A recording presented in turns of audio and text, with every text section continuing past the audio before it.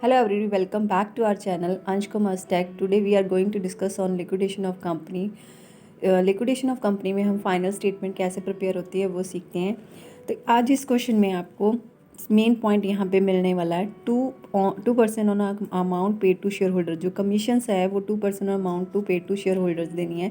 अभी तक जितने भी क्वेश्चन हुए हैं, जितनी भी सीरीज़ में क्वेश्चन हुए हैं, उसमें हमने जो कमीशन का पॉइंट है वो या तो अनसिक्योर्ड क्रेडिटर्स या एसेट रिलाइज के ऊपर दी है, बट इस क्वेश्चन में आपकी 2% अमाउंट टू शेयर होल्डर्स है। बाकी इन्फॉर्मेशन सिंपल है, आपको एसेट रिलाइज दिए, लिक्विडेशन एक्सपेंस दिए हैं, क्रेडिटर्स दिए हैं, शेयर कैपिटल प्रेफरेंस शेयर्स दिए हैं, इक्विटी शेयर्स दिए हुए हैं, commission on 3% on asset realise है। और इसके अलावा आपको यहाँ पे एक पॉइंट है कि आपने डिविडेंड पे करना है प्रेफरेंस शेयर होल्डर्स का 1 ईयर का। और preference shareholders have a right to receive 1/3 of the surplus remaining after paying the equity share capital. ये भी मोस्ट इंपॉर्टेंट पॉइंट है इस क्वेश्चन का कि यहाँ पे जो इक्विटी शेयर होल्डर की पेमेंट करनी है, उसके बाद जो रेस्ट अमाउंट फिर भी बच जाएगी, उसमें से जो 1/3 पार्ट है, उस सरप्लस का 1/3 पार्ट जो वो प्रेफरेंस शेयर होल्डर्स लेके जाएंगे और बाकी जो रिमेनिंग होगा वो आपके इक्विटी शेयर होल्डर को मिलेगा। तो लेट्स स्टार्ट कि कैसे करना है इस क्वेश्चन को। सबसे पहले तो लिक्विडेशन फाइनल स्टेटमेंट अकाउंट बनाते वक्त तो हमें पता है एक हमें एसेट रिलाइज चाहिए सबसे पहले, क्योंकि जो एसेट रिलाइज होगी उसी से ही आपके जो लिक्विडेटर एक्सपेंस या रेमोरेशन है या आपकी जितनी भी लायबिलिटी है उनकी पेमेंट हो सकती है। तो यहाँ पे क्वेश्चन में स्टार्टिंग में लिखा है एसेट रिलाइज 7 लाख, तो वही वैल्यू मैंने यहाँ पे एसेट रिलाइज में लिख दी है। इसके अलावा जैसे हम सीक्वेंस हर सीरीज़ में सीक्वेंस फॉलो करते हैं कि लायबिलिटीज़ की पेमेंट कैसे होनी है, उसी सीक्वेंस को कंटिन्यू रखा है। फर्स्ट नंबर पे आपका लिक्विडेशन एक्सपेंस, सेकंड नंबर पे आपके लिक्विडेशन रेमोरेशन, थर्ड नंबर पे आपके प्रोफेशनल क्रेडिटर, फोर्थ नंबर पे सिक्योर्ड क्रेडिटर्स एंड 6 नंबर पे डिवेंचर्स, 7 नंबर पे अनसिक्योर्ड क्रेडिटर्स एंड 8 नंबर पे आपके preference share holders. Preference share holders में अभी तक हमने सिर्फ कैपिटल डिविडेंड देना सीखा है, यहाँ पे हमने 1/3 ऑफ सरप्लस भी देना है यहाँ पे। और इसके अलावा इक्विटी शेयर होल्डर्स को कैपिटल मिलेगी और जो रिमेनिंग पार्ट बन जाएगा, मतलब 1 में से 1/3 माइनस करोगे तो 2/3 जो सरप्लस रिमेनिंग होगा वो इक्विटी शेयर होल्डर अपने साथ लेके जाएंगे। तो लेट्स स्टार्ट। जो मैंने लिखा है हम इन्हीं को फिल करने। तो सबसे पहले आपको लिक्विडेशन एक्सपेंस दिए 12,600 के, वही वैल्यू मैंने यहाँ पे पुट कर दिया है, तो ये आपके लिक्विडेशन एक्सपेंस हो गए। लिक्विडेटर रेमोरेशन में आपको 3% ऑन एसेट रिलाइज बोला गया है।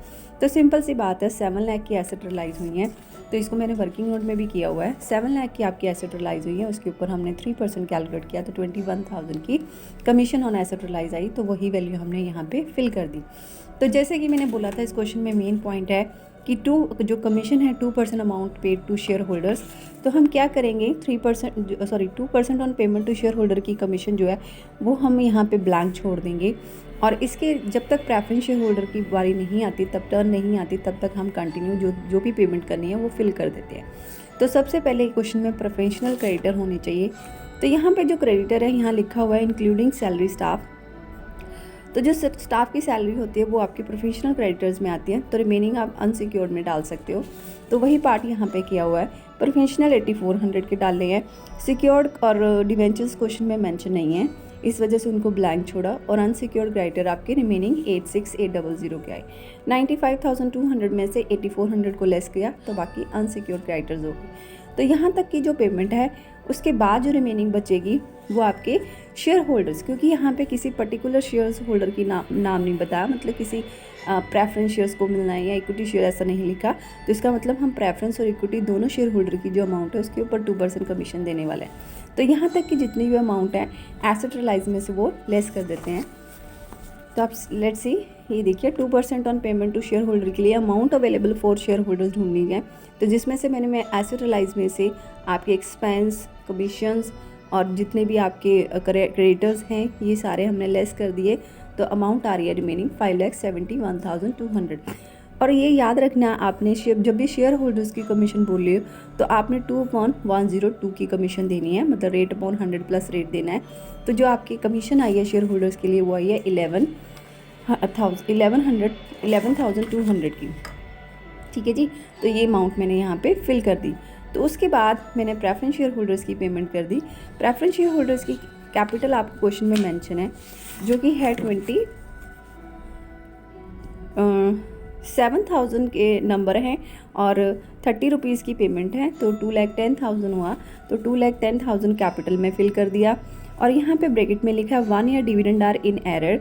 तो सीधी सी बात है 7 लाख की 7 इंटू 30 2,10,000, उसी के ऊपर 6% कैलकुलेट किया तो आपकी कमीशन आई, सॉरी डिविडेंड आया 12,600 पर एनम।